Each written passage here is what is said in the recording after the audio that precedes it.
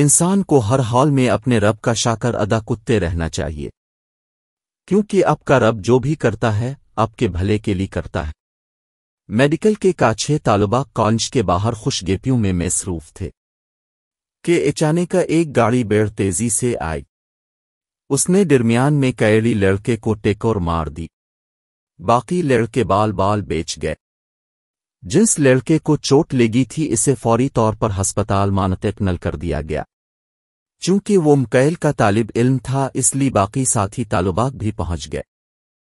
فوری طور پر خون کے نمونے لی گئے، علاج شروع کیا گیا۔ ایکس رے رپورٹ آ گئی تو ڈاکٹرز نے اسے بتایا کہ اس کے گردے کو سخت چوٹ لگی ہے، اس میں سے خون نکل رہا ہے۔ اگر فوری طور پر نہ نکالا گیا تو موت واقع ہو سکتی ہے۔ میں آپ سے یہ فیصلہ لینے آیا ہوں، وقت قائم ہے، آپ کو فوراً فیصلہ کرنا ہوگا۔ ان طلباء کے پاس مواقف کے سوا کوئی چارہ نہیں تھا۔ فوری طور پر آپریشن آوا اور گردے کو نکال کر لیبارٹری میں ٹیسٹ کے لیے بھجوا دیا گیا۔ 2-3 دن گزر گئے۔ طالب علم اب تک ہسپتال کے بستر پر ہے تھا کہ وہ ڈاکٹر جس نے آپریشن کیا تھا مسکراتا آوا لڑکے کے پاس آیا۔ ڈاکٹر نے کہا کہ کیا کبھی تام نے قضا اور قدر کے بارے میں سنا ہے؟ طالب علم نے جواب دیا، ہاں یہ تو درست ہے کہ ہم قضا اور قدر پر یقین رکھتی ہیں، مگر میرا ناقص ان کا 6 زیادہ ہو چکا ہے۔ ڈاکٹر نے کہا میں نے بھی تمہاری طرح قضا اور قدر کے بارے میں سوال روئے تھا، مگر جب ہم نے تمہارا معاملہ دیکھا تو ماجی ہی قضا اور قدر اور زیادہ یقین ہو گیا ہے۔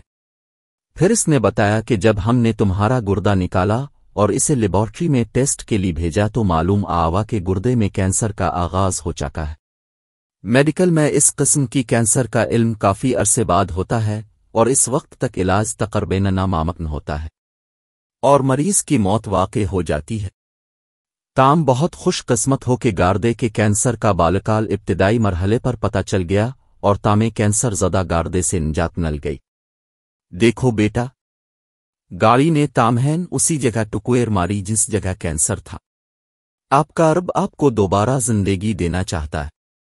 ملا شابہ یہ قضا اور قدر تھی کہ تام اس عمارت کے نیچے کھڑے ہوئے اور گاڑی نے بے سارے لڑکوں میں سے صرف تامہن ہی ٹکر ماری۔